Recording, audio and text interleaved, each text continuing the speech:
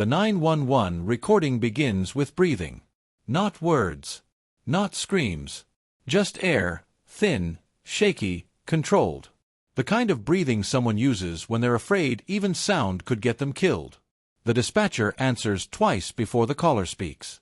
I can't talk, the woman whispers. He's in the room. The line doesn't disconnect. It stays open. And that is what saves the recording, but not the victim.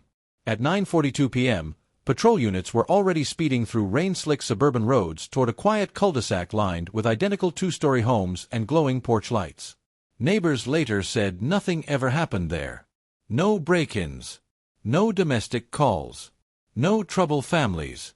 The kind of street where people forgot to lock their doors. Dispatch flagged the call as a probable home invasion in progress. No yelling. No struggle. Just the whisper and the silence that followed. The address belonged to Elena Marrow, age 34, emergency room nurse, no criminal history, no prior police reports. Lived alone. Divorced 2 years earlier. No restraining orders. No flagged threats. But the dispatcher noticed something strange. The line was still connected, and sound was still coming through. Movement. Footsteps. A drawer opening. Then a male voice, calm and conversational, somewhere close to the phone but not speaking into it. You dropped this. A pause. Then the call went dead. Officer Grant was first to arrive. His body cam showed a still, yellow house with a half-open garage door and rainwater running down the driveway like spilled ink. No broken windows. No forced entry. No panic noise from inside. He knocked. Announced. Waited. Nothing. Backup arrived. They entered through the garage. The kitchen lights were on. A mug sat on the counter, steam still rising. A phone charger plugged in with no phone attached. A purse on the chair. Keys inside it. Everything said someone was home, and expected to stay home. They cleared the ground floor. No sign of struggle. No blood. No overturned furniture. Then they saw the staircase light was on. Halfway up, something dark marked the wall, a smear at shoulder height. One officer touched it with a gloved finger. Wet. Blood. Elena was found in the bedroom closet. Alive, but barely. Bound wrists. Duct tape at her ankles. A head wound from blunt force trauma. Breathing shallow. Pulse erratic. She had been placed there, not dumped, positioned on her side like someone who knew how to keep an unconscious person alive. Paramedics later confirmed something chilling. Whoever attacked her had medical knowledge. She was transported in critical condition. And she never regained consciousness. Detectives started with the obvious question. How did the attacker get inside? No forced entry. No broken locks. Security system disarmed using the correct code at 9:31 p.m., 11 minutes before the 911 call. Which meant one of three things. She let him in. He knew the code. Or he watched her enter it before. Neighbors reported no screams, no alarms, no strange vehicles, except one detail that surfaced again and again, a dark sedan parked briefly across from her house for several nights that week. No plates captured. No doorbell cameras pointed that direction. The sedan never appeared again after that night. Elena's phone logs revealed something more unsettling. She had tried to call 911 twice before the successful whisper call. Both attempts were cancelled within 2 seconds. Investigators believe she started dialing, stopped when the attacker moved, then tried again when she found a moment alone. Her last outgoing text, sent 3 minutes before the call, went to a contact saved only as D. The message read, "He's here. You said he wouldn't come back." Detectives assumed D was the ex-husband. It wasn't. Daniel Cross wasn't family. He was a former patient.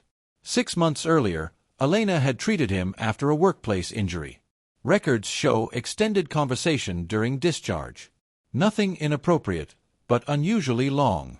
Security footage from the hospital later confirmed he returned twice asking if she was on shift. Co-workers remembered him as overly familiar. Too friendly. The hospital had logged him as a boundary concern. Daniel Cross had moved out of state 3 months before the attack. At least, that's what his file said. Forensics found a partial print on the inside of Elena's bedroom doorknob, wiped, but not perfectly. They also found something else, a single adhesive fiber embedded in the duct tape used to bind her wrists. Industrial grade.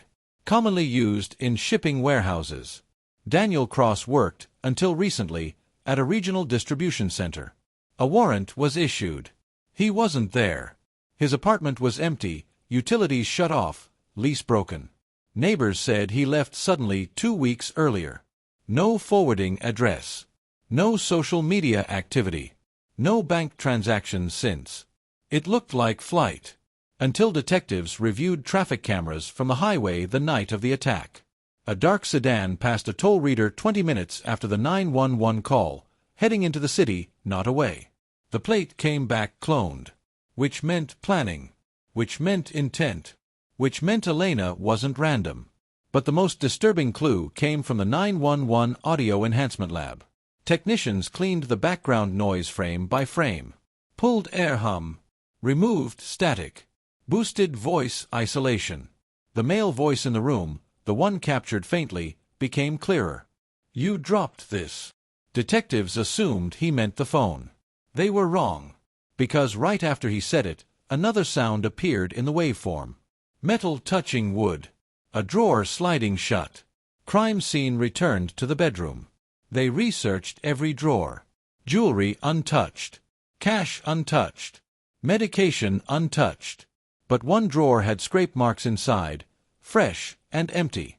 Elena's sister later identified what should have been there. A small digital recorder. Elena carried it to document threatening calls from an unknown number that had been harassing her for weeks. Breathing, silence, occasional whispered phrases. She had told her sister she was building a record before going to police. The recorder was gone. Taken deliberately. Which changed the case from break-in assault to targeted silencing. At 2:18 a.m., while detectives processed that discovery, the evidence desk received an envelope slid under the after-hours intake door. No postage. No prints. Inside was the missing recorder. And a handwritten note. "You should hear what she said about you." The recorder contained only one file. Time-stamped 1 hour before the attack. When they pressed play, Elena's voice filled the room, tense, hurried, afraid. And she was talking about someone no one had investigated yet. Someone inside the case. The room went completely silent. Because the name she said belonged to a police officer assigned to the scene. The room didn't erupt when they heard the name. It froze. Detective Alvarez replayed the audio twice to make sure there was no mistake, no distortion, no syllable drift. But the name remained clean and unmistakable, spoken in Elena's voice, strained and breathless. "If anything happens to me, it's Officer Rowan Hale. He keeps showing up where he shouldn't be. He said he was trying to help, but he knows things I never told him." Rowan Hale had been standing 20 feet away earlier that night, drinking burnt station coffee, reviewing the scene photos with everyone else. He was one of theirs. Internal Affairs was notified before sunrise. Quietly. No radio chatter. No written alert that could leak. Hale's patrol car GPS was pulled first, standard procedure. His vehicle had logged near Elena Street 4 separate times in the previous 10 days. Not during dispatched calls. No reports filed. No traffic stops recorded. Just presence. That alone wasn't proof. Officers often patrolled outside assigned grids, but paired with the recording, it shifted the gravity of the case. They pulled his body cam history next. 2 gaps. Both during the same time windows his vehicle showed near her neighborhood. Camera manually powered down. Policy violation. Now it was no longer uncomfortable. It was dangerous. They brought Hale in under pretense, follow-up questions, timeline clarification, routine. He arrived calm, uniform pressed, expression steady. Mid-30s, squared posture, reputation clean. Commendations for de-escalation. Community outreach volunteer. The kind of officer supervisors pointed to as a model. He didn't ask for a lawyer. He smiled. "That recorder thing is creepy," he said. "Victim paranoia cases usually are." He claimed he met Elena once, months earlier, during a minor parking lot collision report near the hospital. Said she seemed high-strung. Said he checked the area later as a courtesy after she mentioned strange calls. Just being proactive, he explained. When asked why he didn't log those patrols, he shrugged. Didn't want to stack paperwork on something that looked like nothing. His pulse never spiked on the table monitor. But experienced interviewers know, control can be practiced. Forensics hit again, this time on Hale's patrol vehicle. Inside the trunk seemed they found adhesive microfibers matching the industrial tape used on Elena's wrists. Not conclusive, but aligned. Then a more troubling detail surfaced, a faint reddish smear under the trunk mat hinge. Too small for the naked eye. Large enough for a swab. Preliminary test, presumptive positive for blood. Hale was suspended pending lab confirmation. He didn't protest. He didn't panic. He simply asked one question. Is she dead? When told she was alive but critical, he nodded slowly, as if recalculating. But the case refused to stay clean. Because at noon, the lab called back. The blood in Hale's trunk was not Elena's. It belonged to a male. Unknown. Not in the database. Which meant either unrelated contamination or a second victim. The theory board split instantly. Some detectives leaned toward Hale being framed, the recorder planted, patrol logs misinterpreted, fibers transferred through secondary contact at the scene. Others pointed to behavior patterns, proximity without paperwork, camera shutdowns, unsolicited follow-ups with the victim. The line between guardian and predator blurred. And then the hospital called. Elena moved. Not awake, but responsive. Reflex squeeze on command. Eye tracking to light. Neurological improvement. They posted an officer outside her ICU room. Not Hale. That night, the guard assigned to her floor stepped away for 4 minutes to answer a call about a disturbance 2 wards down. When he returned, Elena's heart monitor leads were detached. Not ripped, removed. Her 4-line hung empty. And a clipboard rested on her chest that hadn't been there before. On the top sheet, written in block marker. She talked too much. No one saw who entered. No camera caught the door. It sat in a blind spot between 2 hallway lenses scheduled for upgrade next month. The hospital went into lockdown. Now the case had escalation. Active threat behavior. Security pulled badge access logs. One temporary contractor credential opened the ICU stairwell door during the 4-minute window. Issued to a cleaning subcontractor. Name: Daniel Cross. The missing former patient. The man detectives thought had fled the state. He hadn't run. He'd embedded. Cross's file expanded quickly once federal databases were looped in. Multiple short-term identities. Employment hop patterns. 2 prior harassment complaints in different cities, both involving medical workers who later reported escalating contact attempts. No convictions. Lots of smoke. No fire anyone could prove. Until now. They raided the subcontractor housing address tied to the badge record. Room empty. But not abandoned. Food warm on a plate. Shower damp. Police scanner app open on a tablet. And taped across the wall, printed photos of Elena leaving the hospital across multiple days and angles. Surveillance. Patient. Obsessive. On the table sat a handheld radio, tuned to police band. Which meant he'd been listening to the investigation in real time. Fingerprints in the room matched the partial from Elena's doorknob. Daniel Cross was now primary suspect. Which should have simplified things. Except for one problem. Phone triangulation placed Cross across town at the exact minute of Elena's 911 whisper call. 32 minutes away in traffic. Confirmed by 3 cell towers and a retail camera purchase timestamp. He could not have been in her bedroom when she whispered, "He's in the room," unless someone else was there too. Which pulled Officer Hale back into the gravity well. 2 suspects. 1 attack. Different locations. Same night. Internal Affairs dug deeper into Hale's background and found something buried. Sealed juvenile records partially accessible through court order. A restraining complaint filed by a neighbor when he was 17. Stalking behavior, fixation patterns, trespassing at night. Never prosecuted. Family moved counties shortly after. Pattern echoes matter in threat assessment. Hale was brought back in, this time not casual. This time recorded. He listened to the ICU clipboard message photo without reaction. Listened to Cross being named without surprise. Then he said something that changed direction again. "You're chasing the wrong hunter," Hale told them calmly. "Cross is loud. He needs to be seen. The man you're looking for likes uniforms." "Meaning?" Alvarez asked. "Meaning someone wanted Elena quiet before she filed a complaint. And I wasn't the one she planned to file it against." "Who then?" Hale leaned forward slightly. "Check your dispatcher." Dispatch logs were reopened. The 911 whisper call handler, the one who stayed on the line, had accessed Elena's prior call attempts database manually 3 days before the attack. Not procedure. The dispatcher, Mark Vance, claimed it was a training demo pull. Except there was no training session scheduled that shift. Badge access logs placed Vance inside the evidence intake hallway the night the recorder envelope appeared. He said he was getting coffee. The machine was on another floor. When confronted, Vance asked for a lawyer.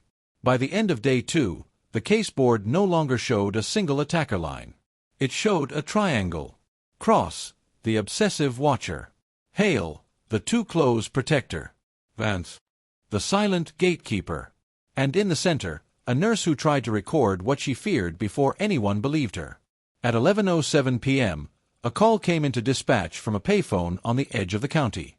No ID. No trace yet. The voice was male. "Come. Heard you found the recorder," he said. "You missed the copy." The line clicked dead. And seconds later, every light in the evidence storage room went out. Emergency lights snapped on inside the evidence storage room, red, pulsing, incomplete. Shadows stretched long across boxed files and sealed bins. The backup generator kicked in with a low mechanical growl, but the main power grid to that wing stayed dead. 2 officers were already posted outside the secured door when the outage hit. Both swore no one entered and no one exited. Yet the tamper alarm was flashing. Detective Alvarez arrived within minutes with technical staff. The electronic lock log showed something impossible: an authenticated open command issued during the blackout window. Credentials: Mark Vance. Dispatch. But Vance was upstairs, in an interview room, with counsel present and cameras rolling when the outage occurred. Credential cloning, then. Which meant premeditation at a level beyond obsession. This wasn't just stalking anymore. It was systems manipulation. When they opened the evidence door, nothing looked disturbed at first glance. Shelves intact. Seal tape unbroken. Then they checked the Elena Marrow case bin. Inside, every item remained, except the original duct tape roll recovered from the scene. Gone. In its place sat a folded sheet of printer paper. Typed, not handwritten. Chain of custody is trust. You keep trusting the wrong people. The task force consolidated overnight. Federal partners joined. Behavioral analysts built a working profile: organized offender, grievance-driven, escalating contact, enjoying procedural interference. Someone who didn't just want the victim, he wanted the investigation. Daniel Cross still fit parts of it: surveillance, fixation, proximity. But Cross left emotional noise everywhere he went. The wall photos. The listening apps. The hovering presence. This offender was cleaner. Quieter. Embedded. They pulled every prior incident Elena had touched at the hospital: violent intakes, inmate treatments, psych holds, police transports. One name surfaced repeatedly in overlap reports. Victor Lang, repeat offender, assault charges, treated twice in the ER where Elena worked, both times transported in custody. Arresting officer on the first transport? Rowan Hale. Dispatch coordinator on the second? Mark Vance. 3 names, 1 patient, 2 years earlier. Lang had filed a formal complaint after the second arrest: excessive force, misconduct, evidence mishandling. Case dismissed. But the internal memo noted something unusual. Elena had written an addendum contradicting part of Hale's report timeline based on medical intake timestamps. She documented that Lang's injuries occurred before transport, not during. That contradiction never made it to court, because the addendum vanished from the digital file. Audit trail showed it was deleted by a dispatch supervisor override. Mark Vance. They found Lang living under a different surname in a neighboring county, working night maintenance at a municipal storage facility, a contractor with rotating access badges across multiple government buildings, including, temporarily, the hospital network annex, including, last month, police records archive. He didn't run when they picked him up. He laughed. "You're late," he said. "I thought she'd already be dead." Lang denied the attack but admitted the harassment calls. Said he wanted Elena scared, not silenced. Claimed someone else approached him online 6 weeks ago, offering money for details about her schedule and habits. Police schedule, not hospital schedule.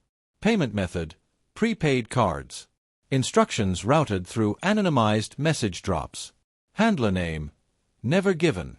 But Lang kept one message because it sounded official. They recovered it from a hidden folder. Text only. Uniforms create blind spots. Use them. Meanwhile, Elena finally opened her eyes. No media announcement. No report entry. Just a sealed room bedside interview with audio capture and 2 witnesses. Her voice was fragile but clear enough. She confirmed Cross had followed her. Confirmed the calls. Confirmed fear. But when asked who was in the room during the 911 whisper, she shook her head weakly. "I couldn't see his face," she said. "But he knew procedure. He moved like he'd cleared rooms before." "Police?" Alvarez asked gently. "Or military," she whispered.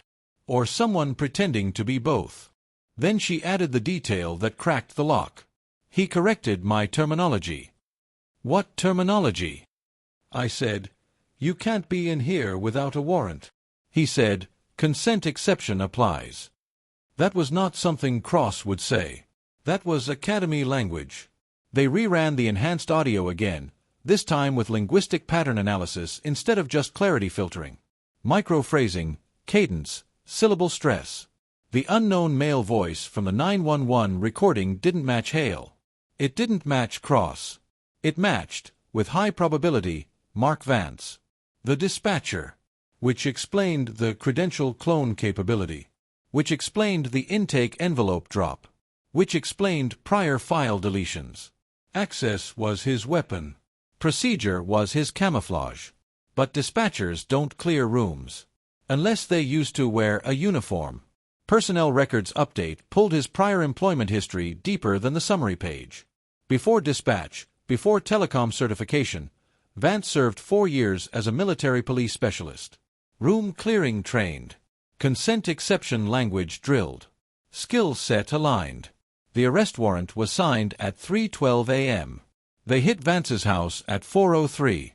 Empty. Coffee maker hot. Police scanner running. Garage door open. On the workbench sat the missing duct tape roll, and beside it, a powered-on laptop streaming the hospital ICU hallway camera feed through an unauthorized mirror link. He was still watching her. Which meant he wasn't done. GPS pings from his personal vehicle showed movement, heading toward the hospital perimeter roads, then stopping. They locked down the building again, tighter this time. Stairwells sealed. Badge access frozen. External perimeter units placed. At 4:26 a.m., a man in maintenance coveralls approached the ambulance entrance pushing a supply cart. Cap clipboard. He showed a valid rotating contractor badge. It scanned green, because it was Cross's subcontractor credential. But the face above the mask, caught by the upgraded temporary camera installed after the ICU breach, was Mark Vance. He looked directly into the lens. And smiled. He made it to the ICU floor before interception. No hostage. No weapon drawn. Just calm surrender when cornered between the medication room and the fire stairs. "You were supposed to ignore the first recording," he told Alvarez as cuffs clicked. "Curiosity makes you sloppy." "Why Elena?" Alvarez asked. "Because she writes everything down," Vance said. "People like that are dangerous to people like us." "Us who?" Vance's smile returned, small, private. "Chain of custody," he said. "Did you really think I worked alone?" Searches of his encrypted drives uncovered message logs, but every partner identity was scrubbed behind relay accounts and timed deletions. Financial trails showed pooled prepaid cards, contributors unknown. Conspiracy suggested. Participants unproven. Cross was charged with stalking and conspiracy facilitation. Lang with harassment and unlawful surveillance. Vance with attempted murder, evidence tampering, unlawful access, and obstruction. Officer Rowan Hale was cleared of the attack, but formally disciplined for undocumented patrols and camera shutdowns. His courtesy checks had been real and disastrously off-book, which made him the perfect misdirection target. Procedure mattered, because breaking it made truth look guilty. Elena survived. She never returned to ER duty. The case closed, officially, as a coordinated harassment escalation culminating in attempted homicide by Mark Vance, aided indirectly by third-party actors he manipulated. But one detail never made the press release.